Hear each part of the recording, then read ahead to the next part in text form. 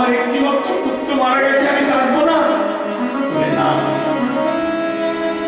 নামে ব্যাঘাত ঘটবে না। মহাপ্রভু নাম করছে, হরে কৃষ্ণ হরে কৃষ্ণ কৃষ্ণ কৃষ্ণ হরে হরে, হরে রাম হরে রাম রাম রাম হরে হরে, হরে কৃষ্ণ হরে কৃষ্ণ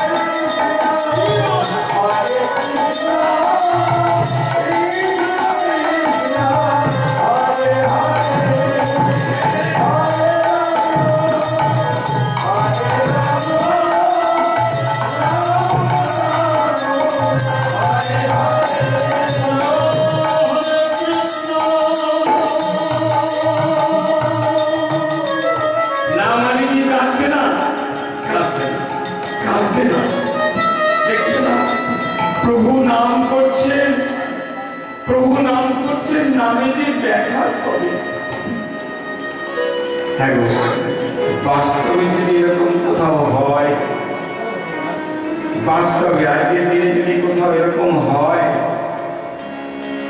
বাড়িতে নাম হচ্ছে আর তার বাড়িতে কেউ মারা গেছে, আমাদের বিশ্বাসটা থাকবে? থাকবে? সঙ্গে সঙ্গে বলবো না, বন্ধ করো। কি তোমরা হরিনাম করো, বন্ধ করো। বাড়িতে একটি মাত্র পুত্র মারা গেছে আর তোমরা এখানে বসে বসে নাম করছো, আমরা বলবো। কিন্তু ভক্ত তাকে বলে, শিবাস তার স্ত্রীকে বলছে মুখে কাপড় দিয়ে, একদম কাঁদবে না, প্রভুর নামে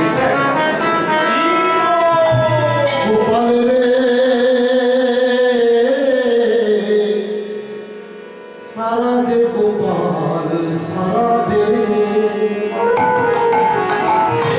गोपाल रे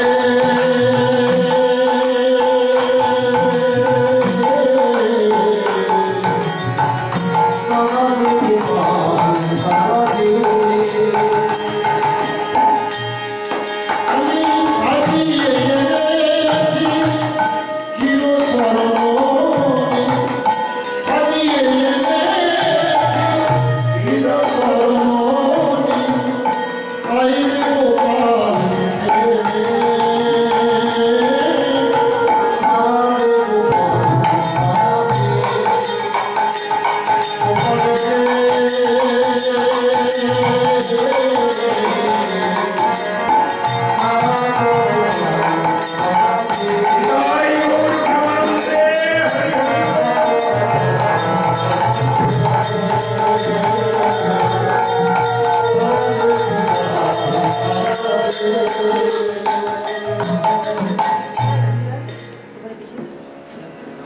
মহাপ্রভু কিন্তু তিনি তো অন্তর্যামী, মহাপ্রভু তিনি তো অন্তর্যামী। ভগবান তো ভক্তকে খালি পরীক্ষা করে। মহাপ্রভু ভোর বেলায় যখন প্রভাতে নামের বিশ্রাম দিয়েছেন, বিশ্রাম দিয়ে বলছেন, শিবাস শিবাস তোমার বাড়িতে কি কোনো অঘটন ঘটেছে? তোমার বাড়িতে কি কোনো অমঙ্গল হয়েছে? শিবাস বলছেন, না প্রভু, যার বাড়িতে স্বয়ং ভগবান, তার অমঙ্গল হতে পারে। কতখানি বুকে পাষাণ থাকতে হয়,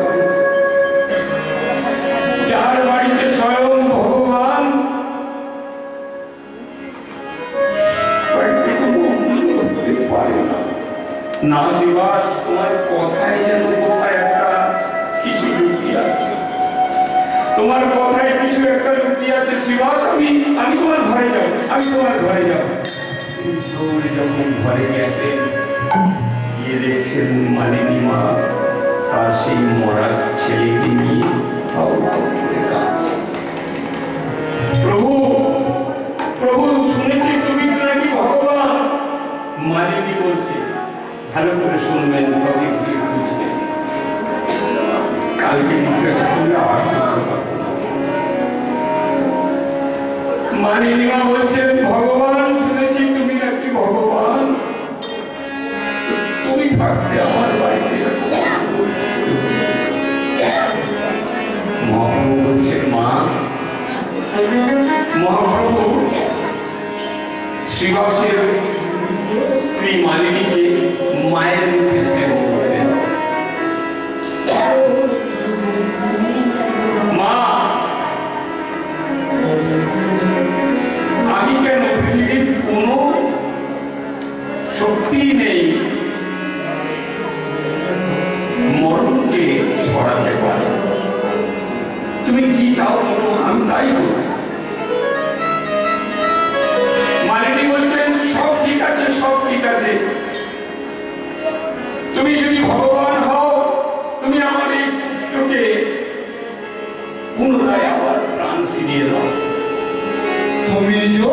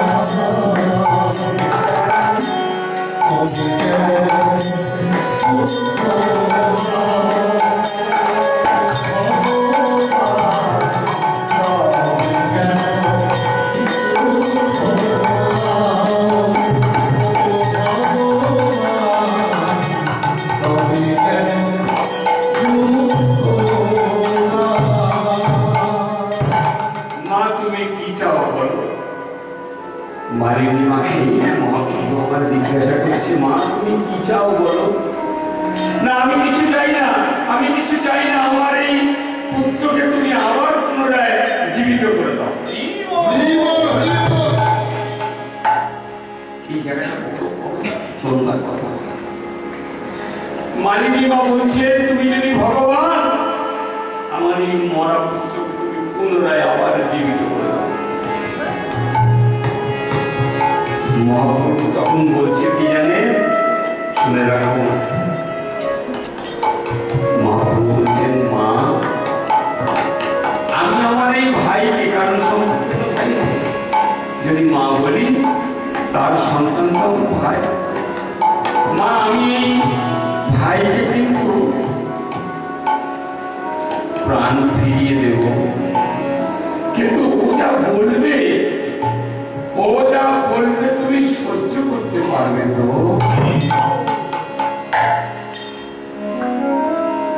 বলি, তুমি আমার এই মরা পুত্রকে আবার প্রাণ ফিরিয়ে দিতে বলছো।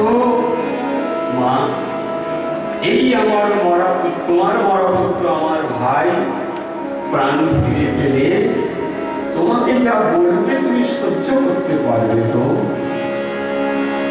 মালিনী মা বলছে, পুত্র আমার, সন্তান আমার, আমি তাকে এত বড় করেছি, ও আমাকে এমন কি বলবে যে আমি সহ্য করতে পারবো না?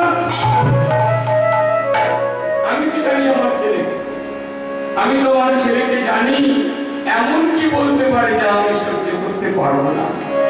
বলে, মা, সেটা আমি জানি না, কিন্তু প্রাণ, তুমি অত কথায় বুঝি না বাবু, তুমি আমার সন্তানকে মরা পুত্রকে আগে প্রাণ ফিরিয়ে দাও।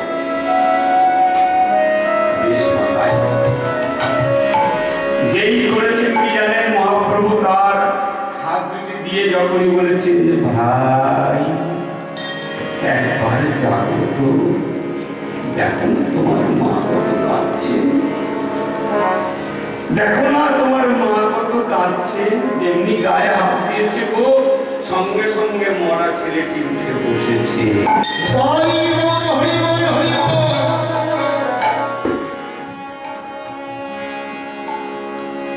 প্রভুর দিকে দেখুন, কোন শিশু যদি কোন রকম ঘুমিয়ে পড়ে, আগে যদি তাকে,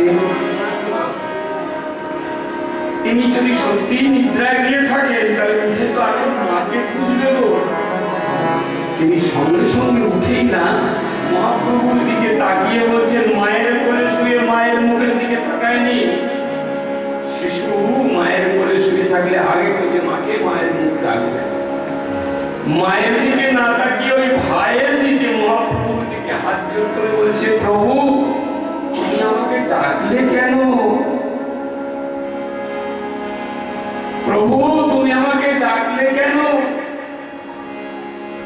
ভাই আমি ডেকেছি এই জন্য, তোমার মা তোমাকে ডাকছে, তুমি মায়ের সঙ্গে কথা বলবে।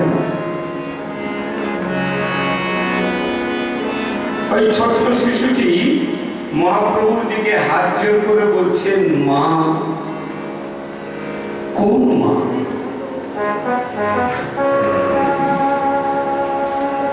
কেন?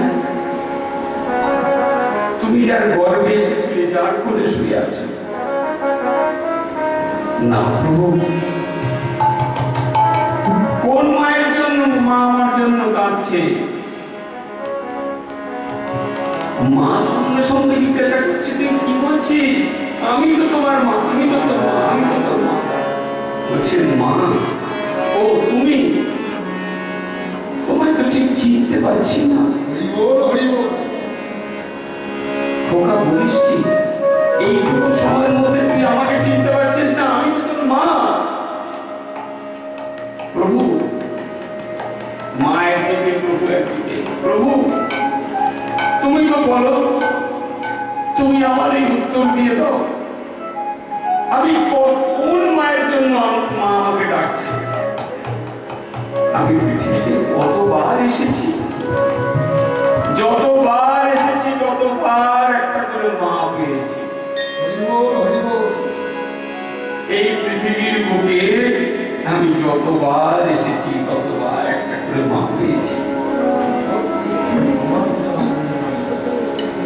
আমার খেলা শেষ হয়ে গেছে, পুনরায় আবার যদি তুমি পাঠাও, আবার একটা মা পাবো।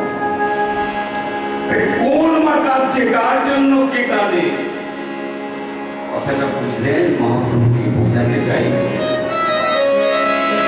সন্তানকে এইভাবে দেখে তিনিও চিন্তায় পড়ে গেছে। সত্যি কথাই তো, ছেলে বলে কি, তার মানে এর আগে বহু মা পেয়েছে, বহু মা পেয়েছে, যা আমাকে আর খোকা তুই যেখান থেকে এসেছিলি আবার সেখানে ফিরে যা। মহাপ্রভু বললেন, মা তোমার সব মিটেছে। তখন স্বামী স্ত্রী দুজনে মিলে গোবিন্দ মহাপ্রভুর পায়ে জড়িয়ে ধরে বলছে, প্রভু আমি তো তোমাকে চিনতে পারিনি। সত্যি চেনা বড় দায়, চেনা বড় দায়, কারণ কখন যে কার জন্য কি তিনি করতে পারেন।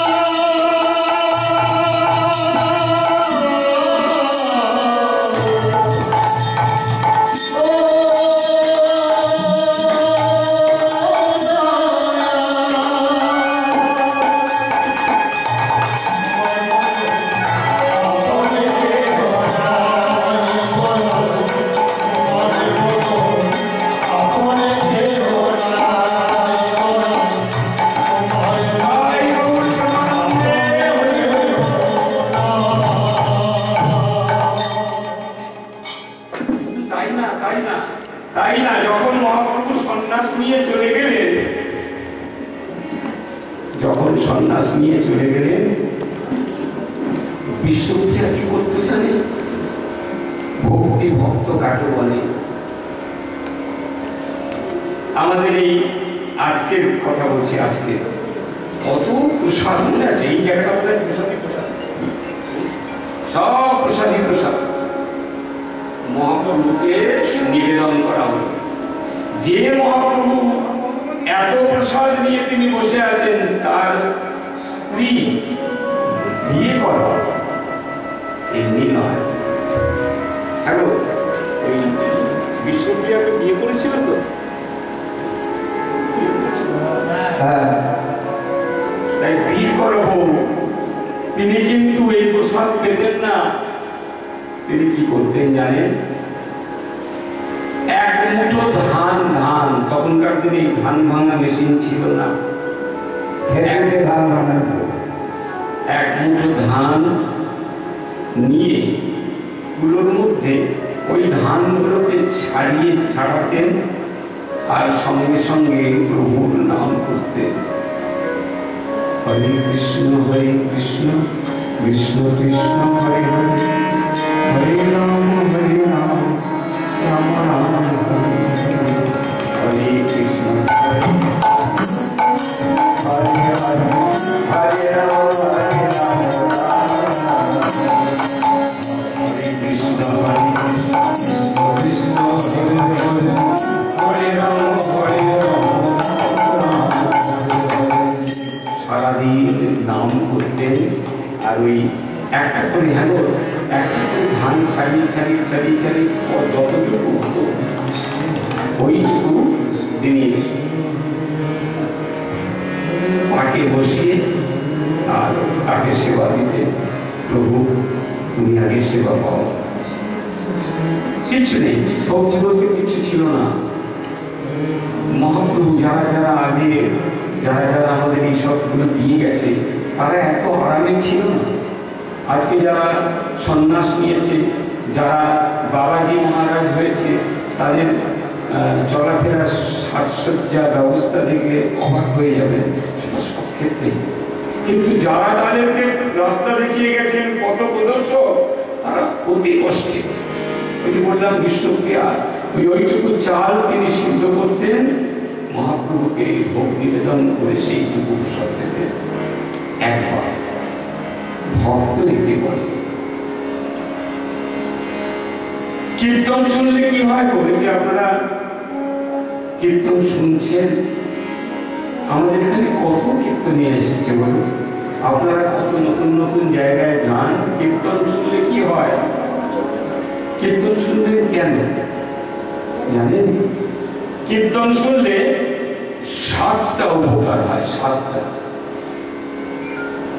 কীর্তন শুনলে 7টা উপকার হয়। কি কি?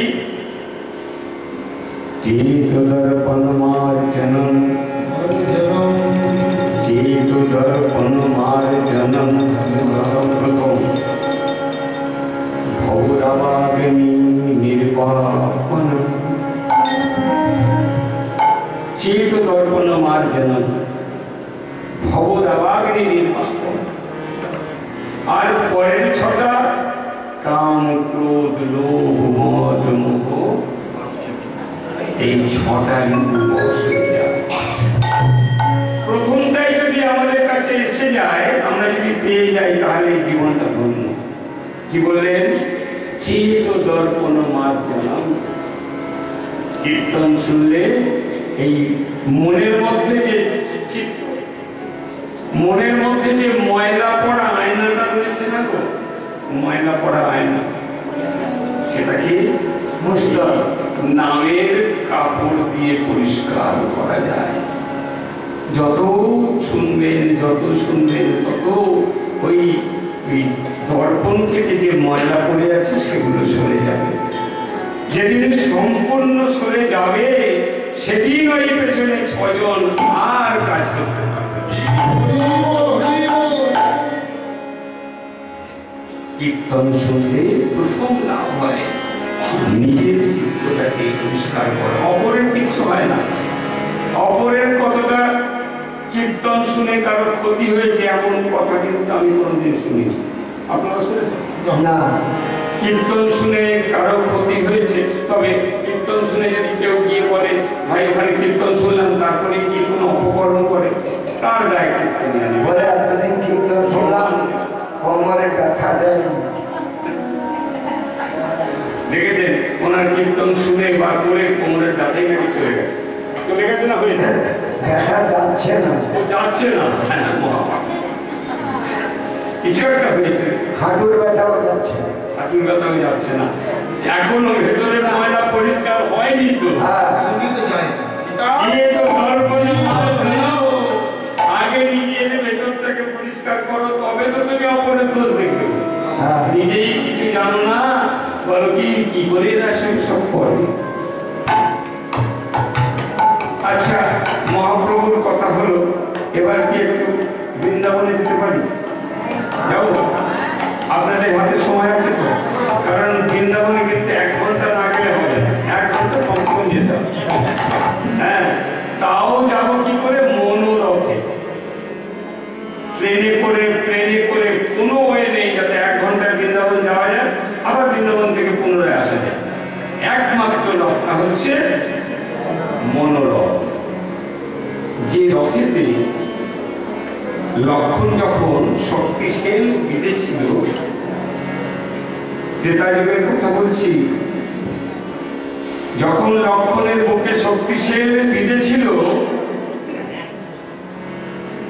তখন বিশুদ্ধকরণের দরকার ছিল। সেটা পাওয়া যাবে কোথায়? সেখানে যাবে কে? হনুমান। আচ্ছা, হনুমান গেল কি করে? গেল আর সঙ্গে সঙ্গে নিয়ে এসে ভাই লক্ষণকে খাইয়ে দিল। গেল কি করে? মনোরথে। আচ্ছা, সেই মনোরথ আমাদের কাছে আছে? হ্যাঁ, ভালো করে চিন্তা করুন, মনোরথ কি আমাদের কাছে আছে? আছে তো। কে কে বৃন্দাবন গেছিলেন? এই কদিন আগে গেছেন। আচ্ছা, এখন থেকে চিন্তা করুন তো, আপনি এখন বৃন্দাবনে আছেন না? খালি চোখ বুঝিয়ে চিন্তা করুন, সেই নিরুবনের রাস্তা দিয়ে যাচ্ছি, হ্যাঁ, এই দিকে গিরিরাজ, ওইদিকে রাধাকুণ্ড, এই সঙ্গে সঙ্গে কত তাড়াতাড়ি। একে বলে মনোরথ। এই রথে করে আপনি সারা বিশ্ব কয়েক মুহূর্তে ঘুরে চলে আসতে পারেন। সেই মনোরথে আমরা কিন্তু বৃন্দাবনে যাব, আবার বৃন্দাবন থেকে ফিরে আসবো, সময় মাত্র 1 ঘন্টা। চলে রে আমার মধুর বৃন্দাবন, সেখানে গেলে দেখতে পাবি তোমারে জীবন।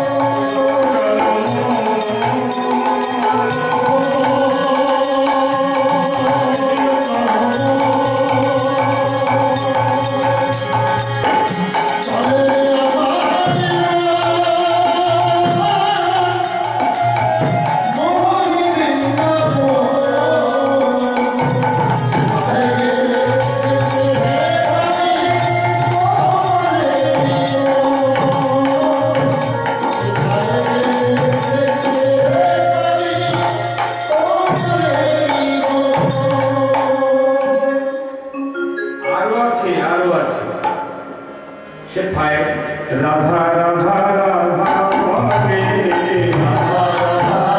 বলে সখী জল আনে রাধা রাধা রাধা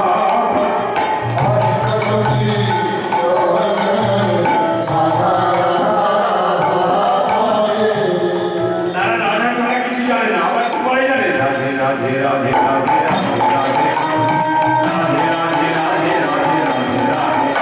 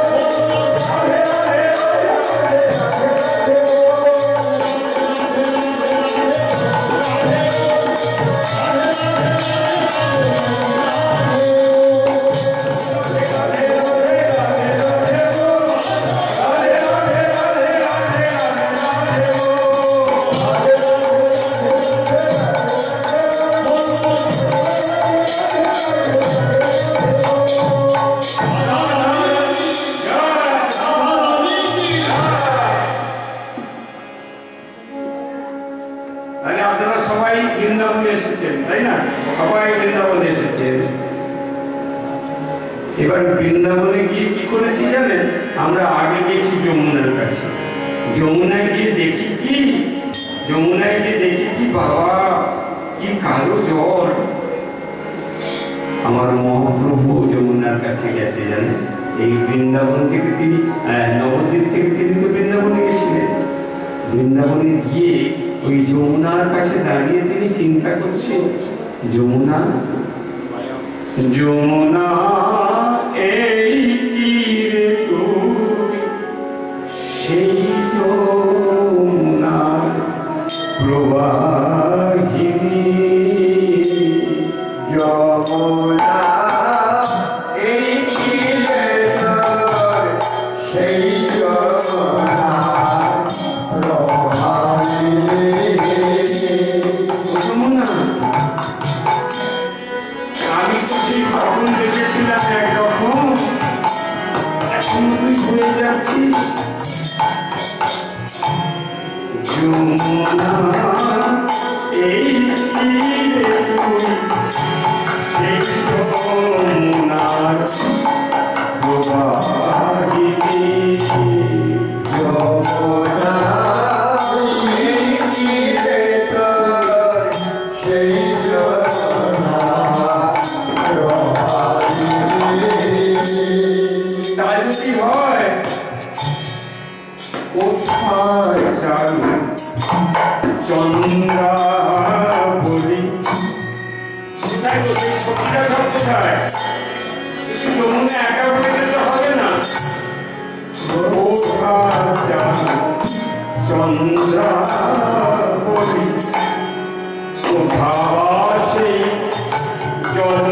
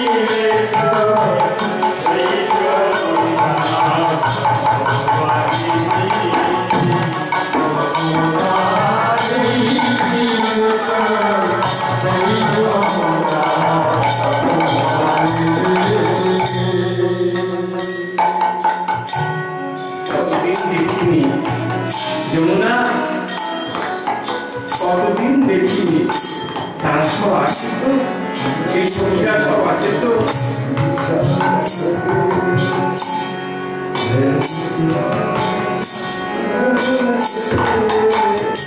মানে শিব গাই মানুষ তো চন্দ্রা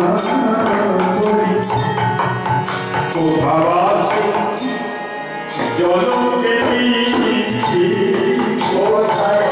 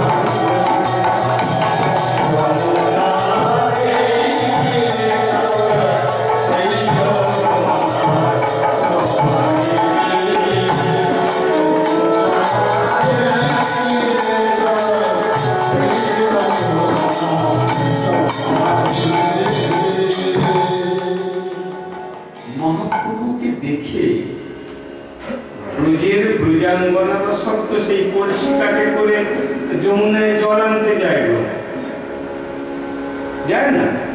সবাই যমুনায় জল আনতে যায়। এক সময় জানেন, আমি তো যে কথা বলছি আজকে থেকে 539 বছর আগে মহাপ্রভু এসেছিলেন। কথাটা হতে পারে 40 সালে, মানে আজ থেকে 500 বছর আগের কথা।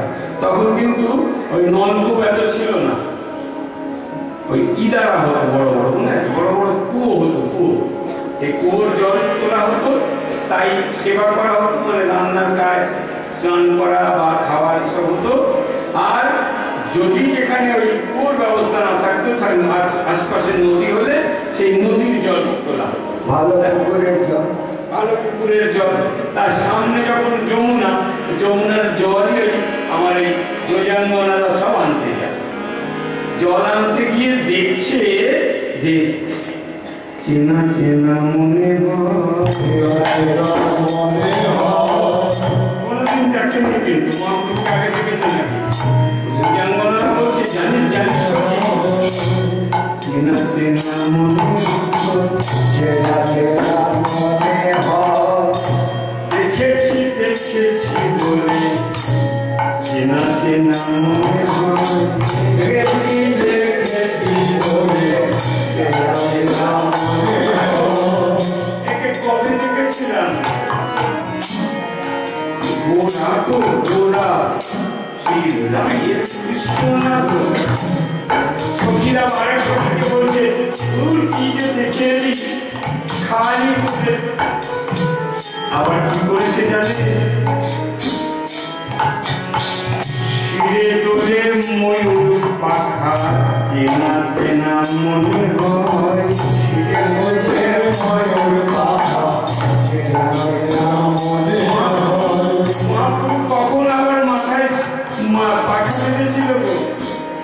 কিন্তু মহাপ্রভু আমার ওই বৃন্দাবনে গিয়ে তিনিও মনে করছেন আমার এই সব সখীদের দেখে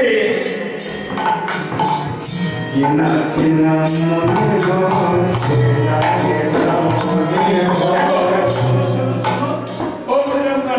শোনো, তোমাদের না একটু যেন চেনা চেনা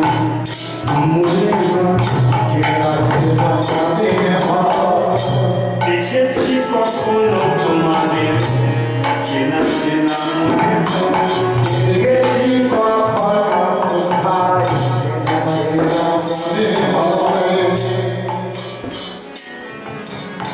এখন এই গোরাগুণ থেকে এই ব্রজাঙ্গনারা চিন্তা করছে আমাদের কৃষ্ণ তো কালো, তাই না?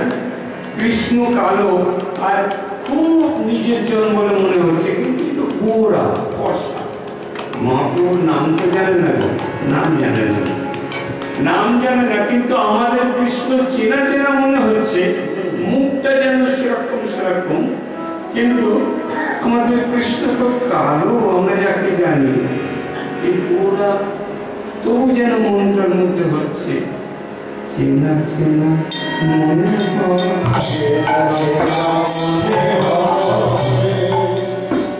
পদকর্তা কি বলছে জানেন? কি বলছে?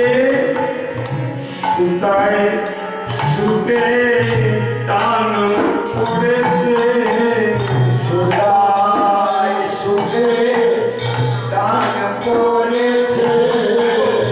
বুঝতে পারছেন? সুতায় সুতে টান পড়েছে, সুতায় সুতে টান পড়েছে। এই নন্দ সুতোয়া ভানু সুতে, সুতায় সুতে টান পড়েছে। এই নন্দ সুতায় ভানু সুতে, সুতায় সুতায় টান পড়েছে। ওই নন্দ সুতো, গোড়ায় আমার নন্দ সুতো, আর এরা কারা? ভানু রাধারানীর সব বংশধর। তাই সুতায়